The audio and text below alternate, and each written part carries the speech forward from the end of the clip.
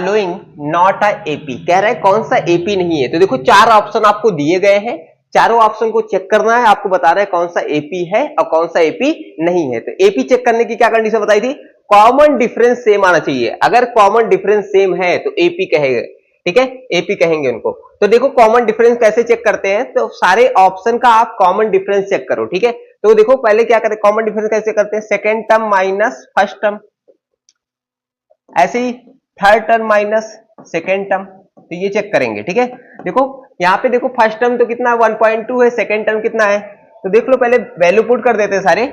यहाँ पे क्या है, सेकेंड टर्म 0.8 है, अब फर्स्ट टर्म हमारा माइनस 1.2 है, इसको सॉल्व करेंगे हम, तो 0.8 माइनस माइनस प्लस 1.2, तो इसको ऐड करने के बाद आ जाएगा 2.0। ऐसे ही यहाँ पे देखो third term minus second term करेंगे, तो थर्ड टर्म हमारा क्या है 2.8 है, थर्ड टर्म हमारा क्या है 2.8 है, और सेकेंड टर्म हमारा 0.8 है। तो इसको सब्ट्रैक्ट जैसे ही करेंगे तो ये आ जाएगा, कितना आ जाएगा 2.0 आ जाएगा, क्या आ जाएगा यहाँ पे 2.0। तो देखो दोनों, इसका मतलब कॉमन डिफरेंस हमारा क्या आ रहा है, सेम आ रहा है, तो ये एपी है, पहला वाला तो एपी हो गया। ऐसे ही हम सेकंड वाला चेक करेंगे, यहाँ पे भी कॉमन डिफरेंस चेक करेंगे, सेकंड वाले ऑप्शन को चेक करेंगे। तो देखो कैसे चेक करते हैं, second term minus first term, ठीक है, equal to third term minus second term, इसमें अप्लाई कर दो। तो देखो फर्स्ट टर्म हमें 3 दिया गया है, सेकंड टर्म 3 प्लस √2 दिया गया है, और फर्स्ट टर्म हमारे 3 दिया गया है, तो एक प्लस में एक माइनस में कैंसिल आउट, तो √2 आ जाएगा। ऐसे ही चेक करेंगे third term minus second term, तो थर्ड टर्म हमारा क्या है 3 प्लस 2 3 प्लस 2 और सेकंड टर्म क्या है माइनस का 3 प्लस √2 है।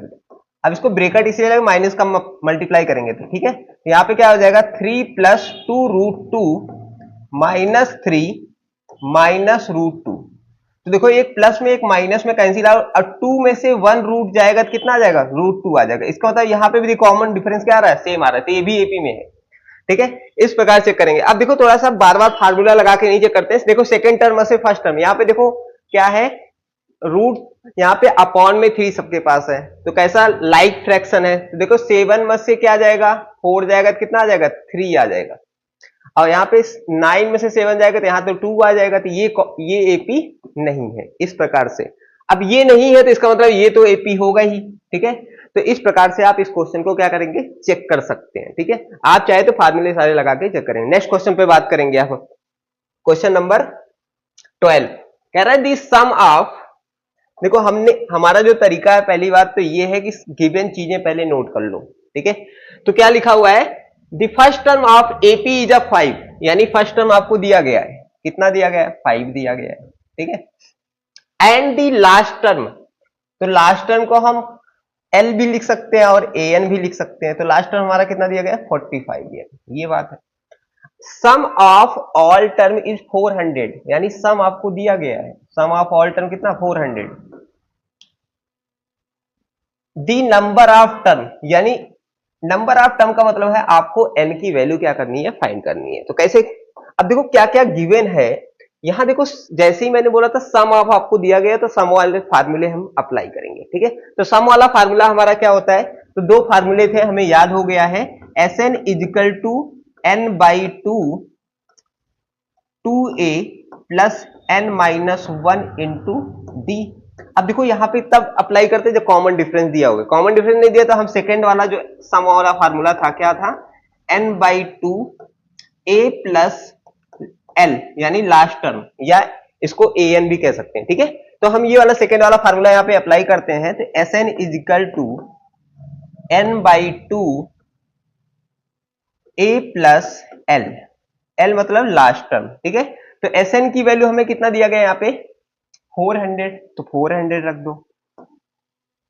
n की वैल्यू फाइंड करनी है, तो नोट करो यहाँ पे फर्स्ट टर्म तुम्हें कितना दिया गया 5, तो यहाँ पे 5 लिखेंगे, प्लस l 45, तो यहाँ पे लिख दो 45। अब इनको थोड़ा सॉल्व करो, यहाँ पे देखो 400 तो ऐसे ही लिख लो, n बाई 2, अब इनको ऐड करोगे तो आ जाएंगे कितना 50, अब 50 को 2 से ऐड करें 25 आ जाएगा। अब ये मल्टीप्लाई में है तो डिवाइड में जाएगा यहाँ पे, तो 400 डिवाइड बाई कितना 25, तो n की वैल्यू यहाँ से आने वाली तो यहां से कितनी आ जाएगी, इसको डिवाइड कर लो तो 25 1 जा 25, यानी कितनी आ जाएगी 16। एल की वैल्यू कितनी आ रही है 16। Option number D. इस प्रकार से आप इस क्वेश्चन को क्या करेंगे, यहाँ पे सॉल्व कर लेंगे। नेक्स्ट क्वेश्चन पे बात करते हैं। क्वेश्चन नंबर क्या है 13। The ninth term of AP, कह रहा है हमको नाइन्थ टर्म बताना है बच्चा, ठीक है। तो नाइन्थ टर्म बताना है तो हमें क्या करना पड़ेगा, दी नाइन्थ टर्म ऑफ एपी बताना है, तो नाइन्थ टर्म हमको निकालना है। क्लियर है। तो नाइन्थ टर्म कैसे निकालते थे हम, देखो सॉल्यूशन में नाइन्थ टर्म निकालना है हमको। तो नाइन्थ टर्म क्या लिखते हैं, नाइन्थ टर्म, तो नाइन्थ टर्म को क्या लिख सकते हो आप, A9 लिख सकते हैं। बोलो A9 लिख सकते हैं यहाँ पे। अब A9 को अगर हम शॉर्ट फॉर्म में आपको बताए थे, क्या लिख सकते हैं, A+8D लिख सकते हैं। A प्लस क्या लिख सकते हैं 8D। ए नाइन्थ टर्म को A9 लिखा, A+8D। अब हमें A मिल जाए, कॉमन डिफरेंस मिल जाए, तो हमें नाइन्थ टर्म क्या हो जाएगा, फाइंड हो जाएगा। तो देखो हमें सीक्वेंस दिया गया है, सीक्वेंस क्या दिया गया है, -50। ए की वैल्यू क्या आ गई, -15 हो गई यहां से, ठीक है। कॉमन डिफरेंस निकाल लो यहां से। कॉमन डिफरेंस जो है यहाँ पे कितना है हमारा, second term minus first term होता है। कॉमन डिफरेंस क्या होता है, second term minus first term होता है। तो सेकेंड टर्म कितना हो गया, माइनस का 11 और फर्स्ट टर्म माइनस का 15। इसको थोड़ा सॉल्व करो, -11 माइनस माइनस प्लस, तो ये आ जाएगा 4। कॉमन डिफरेंस हमें जो मिल गया 4 मिल गया। कॉमन डिफरेंस कितना मिल गया 4, और फर्स्ट टर्म हमें मिला ही है कितना, माइनस का ये। तो अब हम सॉल्व करेंगे। ए कितना हो गया, माइनस का 15 प्लस 8 इंटू 4। इसको सॉल्व कर लो, -15 प्लस 8 4 जा 32, ठीक है। तो यहां पे 30 सब्ट्रैक्ट करेंगे, कितना आ जाएगा 17 आ जाएगा। आंसर हमारा कितना आ जाएगा 17। तो हमें नाइन्थ टर्म कितना मिल गया 17। तो हमारा ऑप्शन कौन सा है, सी वाला हमारा ऑप्शन है। इस प्रकार से इस क्वेश्चन को सॉल्व करेंगे, ठीक है। तो ये सारे प्रीवियस ईयर क्वेश्चंस हैं, आए हुए हैं पेपर में, ठीक है। नेक्स्ट क्वेश्चन क्या है, question number 14। The common difference of AP, nth term दिया गया, आपको कॉमन डिफरेंस पूछ रहा है, nth टर्म दिया गया। ऐसा क्वेश्चन हम आपको करा चुके हैं एक बार, ठीक है। तो ये वाला क्वेश्चन देख लो, nth टर्म दिया गया आपको, क्या दिया गया nth टर्म, तो an इजिकल टू कितना 3n प्लस 7। अब nth टर्म दिया गया तो इसमें फर्स्ट टर्म निकालने के लिए क्या करें, n की जगह 1 रख देंगे, तो हमें फर्स्ट टर्म मिल जाएगा 3 इंटू 1 प्लस 7, तो कितना हो जाएगा ये 10 आ जाएगा। ऐसे ही n की जगह हम 2 रखेंगे तो क्या हो जाएगा 3 इंटू 2 प्लस 7, कितना हो जाएगा 16 आ जाएगा। अब देखो फर्स्ट कॉमन डिफरेंस कैसे निकालते थे, second term minus first term, second term minus first term, ठीक है। तो सेकेंड टर्म 16 है, 16 माइनस 10, तो कितना आ जाएगा 6 आ जाएगा। तो कॉमन डिफरेंस हमें जो मिल गया यहाँ पे 6 मिल चुका, ठीक है।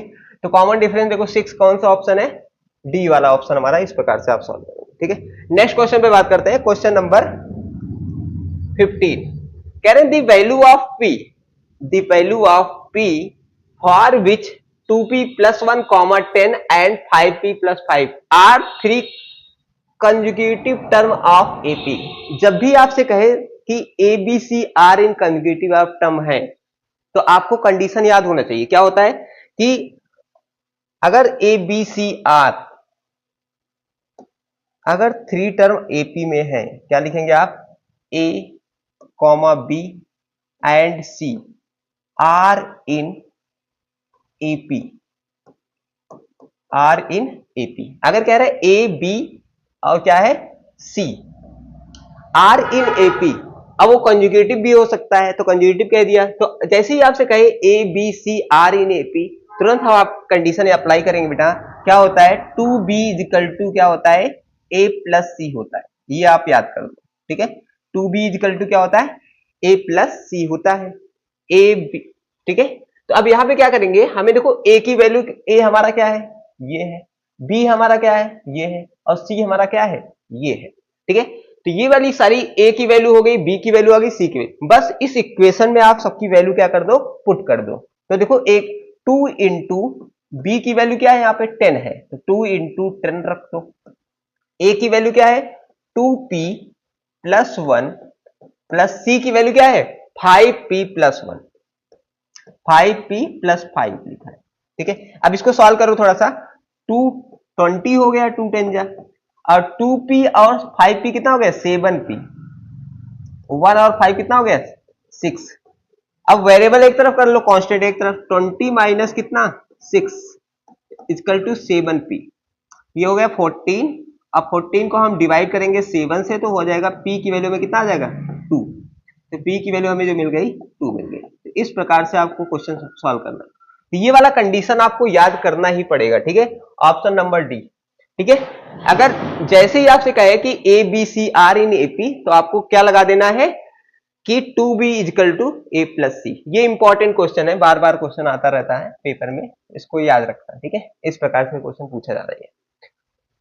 नेक्स्ट क्वेश्चन पे बात कर रहे हैं द नंबर ऑफ टर्म, तो नंबर ऑफ टर्म मतलब n निकालना है। ठीक है, क्वेश्चन पढ़ने के बाद आपको पता लग जाना चाहिए क्या पूछा जा रहा है। क्या पूछ रहा है number of term, number of term का मतलब हमें n फाइंड करना है, कोई नहीं।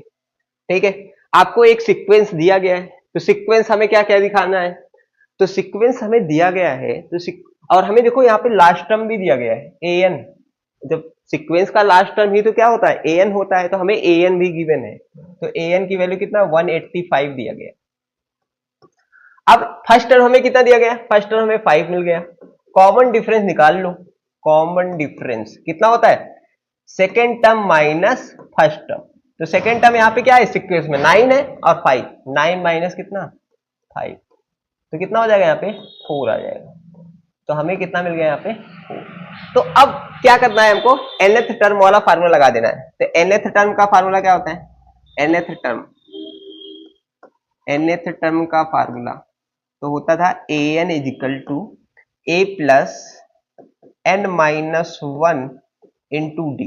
तो ये वाला फार्मूला हम अप्लाई कर रहे हैं। ठीक है, अब an आपको दिया गया है कितना, सिर्फ सारी वैल्यू क्या करेंगे इक्वेशन में पुट करो, तो 185 और फर्स्ट टर्म हमें कितना दिया गया 5, तो 5 प्लस n निकालना ही है, और कॉमन डिफरेंस हमें कितना दिया गया 4। अब देखो इसको क्या करो साइड चेंज करो, 185 माइनस 5 और n माइनस 1 इंटू 4। ठीक है, ये कितना आ जाएगा 180 आ जाएगा। 180 को 180 n माइनस 1 और ये 4 मल्टीप्लाई में है तो कहां चला जाएगा डिवाइड में भेज देंगे इसको। ठीक है, 180 डिवाइड बाई 4 n माइनस 1। ठीक है, इस प्रकार से सॉल्व करेंगे। तो देखो यहां पे जब इसको कैंसिल आउट करेंगे तो 4 4 जा 16, 4 5 जा 20, यानी 45 आ जाएगा, इक्वल टू कितना n माइनस 1। अब वेरिएबल एक तरफ कर लो, कांस्टेंट एक तरफ, तो 45, n की वैल्यू क्या आ जाएगी 46। तो जो टर्म है कौन सा टर्म है यहाँ पे 46, तो ऑप्शन में ही नहीं है, तो यही वाला 46 बना लो, 46 वाला ऑप्शन। तो ठीक है, डी वाला इस क्वेश्चन कर लो। ठीक है, 46 टर्म आएगा इस क्वेश्चन का आंसर। ठीक है, नेक्स्ट क्वेश्चन पे बात करेंगे, क्वेश्चन नंबर 17। क्वेश्चन नंबर 17 में कह रहा है दी कॉमन डिफरेंस बता दो।